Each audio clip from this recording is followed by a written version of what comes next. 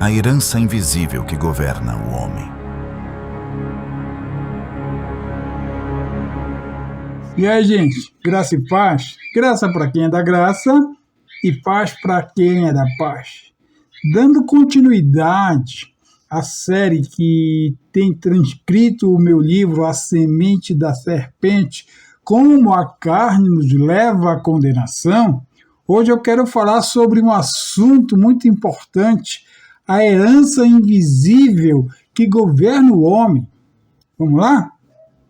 Bom, há ensinamentos que confrontam diretamente a raiz do problema do ser humano. Não o sintoma, mas a causa. A Escritura revela que a queda do Éden não foi apenas um erro moral, nenhum tropeço que tenha sido circunstancial da humanidade. Foi a instalação de uma herança espiritual que passou a operar em toda a descendência de Adão, ou seja, a carne, o fruto da semente da serpente. Desde aquele momento, o homem deixou de nascer espiritualmente neutro. Ele passou a nascer marcado por uma natureza que se apresentou, a partir de então, corrompida, hostil a Deus, inclinada ao pecado e separado da vida divina. Paulo nos declara com clareza o seguinte versículo: por isso, como por um homem entrou o pecado no mundo, e pelo pecado entrou a morte, assim também a morte passou para todos os homens. Está lá em Romanos, capítulo 5, versículo 12. O pecado, aqui nós estamos vendo que entrou por um homem, mas ele não ficou só contido por esse homem, ele espalhou-se como uma herança espiritual maldita e que foi transmitida a todos. Essa herança não é visível aos olhos naturais do ser humano, mas ela é absolutamente real no mundo espiritual. Quando uma criança ela nasce, o mundo vai observar nela os traços físicos, mas Deus, porém, vê algo muito mais profundo e vai ver aquela natureza espiritual já morta, já separada e já inclinada à carne.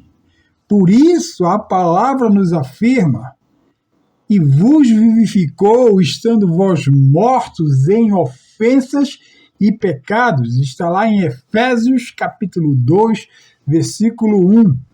Antes de Cristo, o homem não está doente espiritualmente, mas sim ele está morto espiritualmente. Ele anda, ele fala, ele trabalha, ele planeja, mas vive governado por uma natureza que o afasta de Deus. Essa condição não é fruto de escolha consciente, mas é o fruto de uma origem espiritual. A carne, portanto, ela não é apenas uma fraqueza humana, ela é a maldição ativa que a humanidade herdou desde lá do Éden. Vamos ver o que a palavra diz. E éramos, por natureza, filhos da ira, como os outros também. Efésios capítulo 2, versículo 3. Observe essa parte do versículo, por natureza. Não é por decisão, não por uma influência externa apenas, mas por condição interna.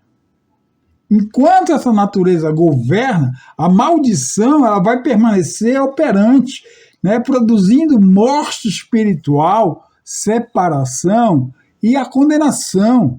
Isso vai explicar por que o mundo inteiro funciona sob valores opostos aos valores do reino, aos valores divinos.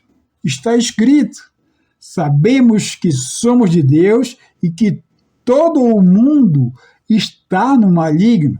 1 João, capítulo 5, versículo 19.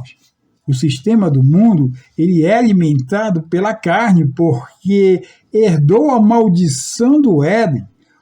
Orgulho, vaidade, imoralidade, vícios e rebeldia não são apenas exemplos de escolhas culturais, mas são manifestações naturais de uma natureza corrompida, caída. A Escritura ela não vai permitir zonas que sejam escuras, cinzentas. Ela estabelece uma linha bem clara. Veja o que ela fala. Quem pratica o pecado é do diabo, porque o diabo peca desde o princípio. 1 João, capítulo 3, versículos 8. Viver segundo a carne é viver alinhado conforme a herança que a serpente nos deixou. Não existe neutralidade que seja espiritual. Ou o homem vive segundo o Espírito, ou permanece escravo dessa carne. E essa carne, ela não apenas falha, ela se opõe abertamente a Deus, ela é contrária a Deus. E essa carne não apenas falha, mas ela se opõe totalmente a Deus, abertamente contra Deus. Veja que a Bíblia nos fala. Porquanto a inclinação da carne é inimizade contra Deus. Romanos capítulo 8, versículo 7. Veja bem, a carne ela não quer se submeter, ela não quer obedecer, ela não quer morrer.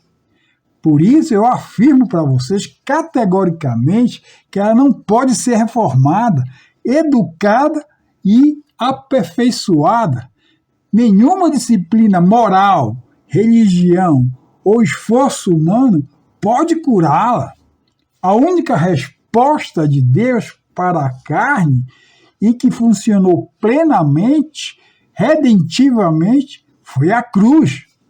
A cruz ela não foi projetada para melhorar o homem caído, mas foi sim para encerrar a sua velha natureza. A carne não se converte, ela tem que morrer. Enquanto não for crucificada, ela continuará operando como uma prisão invisível e que vai nos conduzir sempre à condenação. Este é um ensino que vai trazer libertação e confrontação. Devemos saber sempre que ou a carne morre na cruz, ou o homem morre sob a sua sentença condenatória. Que Deus os abençoe. Estamos juntos. Até o próximo vídeo. Amém?